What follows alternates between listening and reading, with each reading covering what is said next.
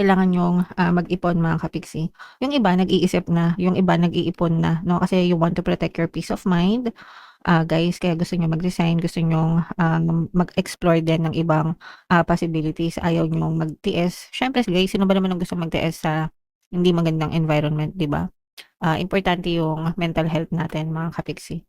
So yung iba nakikita natin dito na nag-iipon na 'no, para, makaalis or makalipat, yung iba naghahanap na, talaga and may chance na umalis or lumipat talaga kayo ng trabaho guys and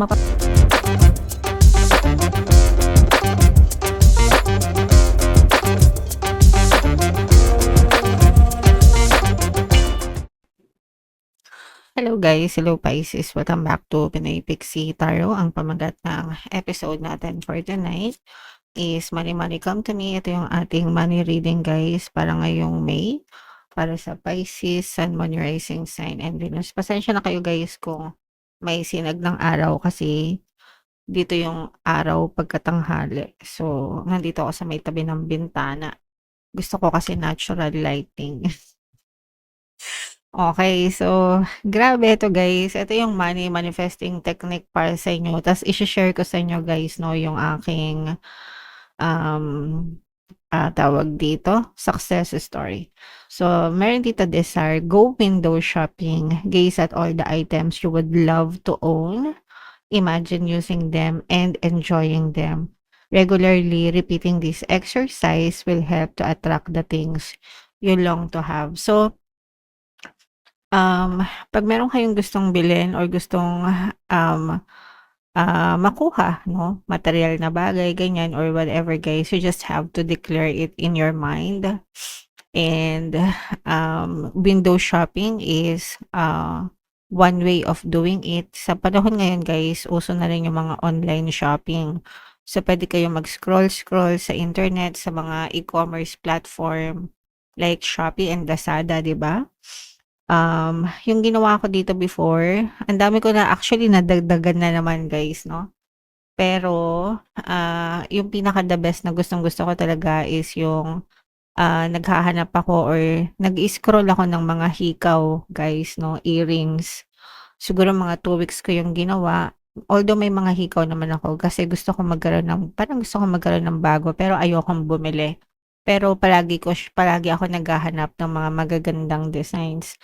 Mga 2 weeks ko yung ginawa tapos after some time, yung best friend ko galing Dubai, umuwi siya ng Pilipinas ta's ang pasalubong niya sa'kin ay hikaw, okey, earrings mga kapiksi.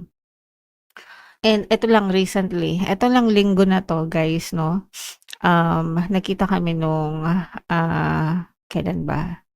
Saturday, yeah, Saturday. Kasi giyera sa Iran, 'di ba? So, taga Dubai siya.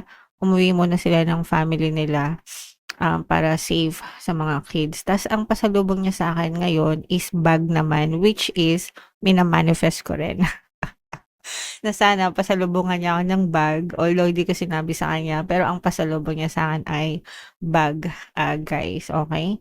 So, kapag nasanay na kayo sa gano'n mga kapiksi 'no, talagang, madali lang mag-manifest ng mga bagay-bagay. So, if meron kayong gustong, bilhin or gustong makuha guys 'no, you just have to declare it in your mind and ibig sabihin nun madali siyang mapapasa inyo. Puwedeng makuha niyo ng libre o kaya makuha niyo ng, madali lang, discounted price or whatever guys 'no, sa maraming paraan, mga kapiksi. Nakapag-manifest din ako ng jewelry box at saka ng Nespresso, machine by doing this technique guys. So, yeah, kung nagawa ko guys, magagawa niyo din. And if meron kayong mga na-manifest guys, i-comment niyo sa comment section, okey? Okay. So, hanapin natin yung energy ng Pisces at saka yung energy ng money guys. Shuffle natin 'to. Habang sinu-shuffle ko 'to, panoorin niyo muna yung, video natin regarding sa ating, paano mag-manifest ng abundance video course. Kapiksi, sawa ka na ba sa mga struggles at hirap sa buhay mo? Masipag ka ba at masikap sa buhay ngunit hindi ka pa rin umaasenso? Ilang beses ka na bang nag-attempt mag-negosyo at mag-invest pero palagi ka pa rin nalulugi? Sa pagkakataon na ito ay maaaring may subconscious beliefs ka na nagiging balakid sa iyong pag-unlad at pagyaman. Introducing, paano mag-manifest ng abundance video course. Dito ay matututunan mong ma-overcome ang mga balakid mo para tuluyan ka ng umunlad, umasenso, sumagana, maging matagumpay, successful at maswerte sa iyong kabuhayan, pera, trabaho, negosyo, salapi at kaperahan ng bonggang-bongga. Dali, mag-send na ng email sa pinoypixie@gmail.com at simulan na ang iyong pagyaman ngayon. Alright, so sa lahat ng gusto mag-avail ng course guys, meron tayong paano mag-manifest ng abundance video course, paano mawala ang third party, at magkaroon ng harmonious na relationship, paano pabalagin si ex or vice breakup. Sa mga interesado guys, mag-send lang kayo ng email sa pinoypixie@gmail.com. And sa mga naghahanap ng pampaswerte guys, meron tayong money shaker jars. Ito guys, super effective na pampaswerte. At saka ito. So ito yung ating WhatsApp number guys. I-chat nyo lang ako dito. Huwag na kayong magpahuli guys kasi super dumadami na yung success stories dyan. So huwag na kayong magpahuli mga kapixing. So, Pisces kayo ay represent ng King of Cups, mga kapiksi. Ito guys, medyo nagkakaroon ng problema yung iba sa inyo pagdating sa kaperahan. Hindi sa kaperahan, sa trabaho guys, no? Yung iba, medyo toxic yung trabaho. Yung iba, medyo mabigat yung trabaho nyo. So, nandun yung nakaramdam kayo ng toxicities, mga kapiksi, sa bigat ng trabaho. Yung iba naman, toxic yung mga ka-workplace nyo. So, yung mga katrabaho nyo, pwedeng boss nyo, pwedeng yung mga colleagues nyo, guys. Yung iba, pwedeng nakaka-experience din kayo ng racial discrimination, lalo na kung ibang lahi. O kaya, micromanaging mga kapiksi kasi merong ibang boss na mga micromanagers, guys. Parang sinisilip lahat ng ginagawa nyo, hinahanapan kayo ng butas, hinahanapan kayo ng mga mali, mga kapiksi. So, yun yung nakikita natin. And dito nakikita natin na may chance na umalis kayo dyan sa work na yan. Pero, kailangan yung mag-ipon, mga kapiksi. Yung iba, nag-iisip na. Yung iba, nag-iipon na. No? Kasi you want to protect your peace of mind. Guys, kaya gusto nyo mag-resign, gusto nyo mag-explore din ng ibang possibilities, ayaw nyo magtiis. Syempre guys, sino ba naman ang gusto magtiis sa hindi magandang environment, di ba? Importante yung mental health natin, mga kapiksi. So yung iba, nakikita natin dito na nag-iipon na, no, para makaalis or makalipat. Yung iba naghahanap na talaga, and may chance na umalis or lumipat talaga kayo ng trabaho, guys. And mapapabuti yung paglipat nyo, mga kapiksi, kasi mga positive change naman yung nag-aantay sa inyo sa next na workplace nyo, guys. And you will be treated fairly, no? Magiging patas yung tingin sa iyo, magiging patas yung trato sa iyo sa susunod na malilipatan mo, guys. So, tsagain nyo lang hanggang makita nyo talaga kung ano yung para sa inyo, and hilingin nyo and idasal nyo, mga kapiksi, dahil ipagkakaloob talaga yan sa inyo ni universe ng bonggang-bongga, guys. Pero as of now, habang wala pa, habang hindi nyo pa nakikita yung lilipatan nyo, guys, tiis-tiis muna, mga kapiksi. Kaya nga meron tayong kasabihan na hanggang maiksi ang kumot, magtiis mamaluktot, pag mahaba na malapad, tsaka mag-unat-unat. Pero nakikita natin na maganda yung next na pupuntahan nyo. So, i-look forward nyo yan, mga kapiksi, i-anticipate nyo, guys. Okay? Alright. So, what else? Ito naman, mag-ingat kayo, no? Ito yung babala ng pag-iingat kasi baka ma-scam kayo.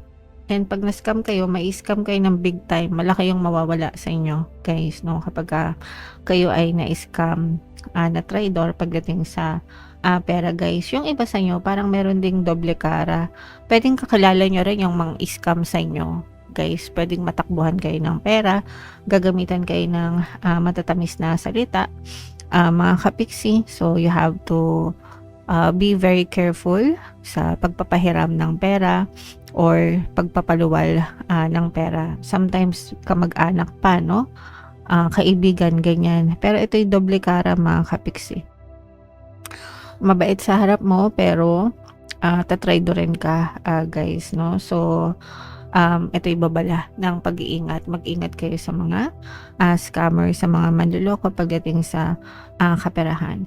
And medyo parang medyo ina-advise din kayo na magpahinga ng konti, guys, if meron kayong mga chance na mag-leave, magpahinga sa trabaho mga kapiksi, gawin nyo, no, para hindi kayo masyadong ma-stress or masyadong ma-burnout kasi yung iba medyo burnout na sa trabaho. Siguro dahil nga dun sa toxic yung workplace nyo guys, kaya nakakadagdag yun ng stress nung iba sa inyong Pisces, okay? Pero sabi ko nga guys, wag kayong mag-alala kasi maganda naman yung if ever man nalilipat kayo and maghahanap kayo ng ibang trabaho guys, maganda naman yung malilipatan nyo. So yun na lang yung i-look forward ninyo Pisces, okay? Alright, so comment down below guys if naka-resonate kayo dyan, i-mind nyo yung mga bagong trabaho na yan, yung mga positive changes, no? Ito naman ay additional message sa inyo guys. All there is to love has been there all along. So yung pag-ibig, no, ibig sabihin nito guys, let's focus on love. Let's focus on beautiful things, yung mga magagandang bagay. Nandyan lang yan sa paligid natin. Sometimes hindi natin masyadong na-appreciate, hindi natin masyadong nakikita, hindi natin masyadong binibigyan ng pansin, no? Kasi may mga problema, may mga stress or nagpapastress sa atin, minsan doon napupukaw yung attention natin. Pero let's make it a point na palagi natin titigan yung mga magagandang bagay na nangyayari sa buhay natin mga kapiksi, okay? Alright, so yeah, comment down below Pisces if naka-resonate kayo, yung mga magaganda i-mind nyo, yung mga pangit iwasan nyo guys, lalo na yung mga scam, iwasan nyo yan guys, okay? And for more tarot readings, ito yung playlist nyo guys. Ito naman yung ating success stories ng paano mag-manifest ng abundance video course. Panoorin nyo itong video natin guys about money shaker jars. Thank you for liking, sharing, and subscribing. See you next time guys. I love you all. Have a nice day. Bye-bye.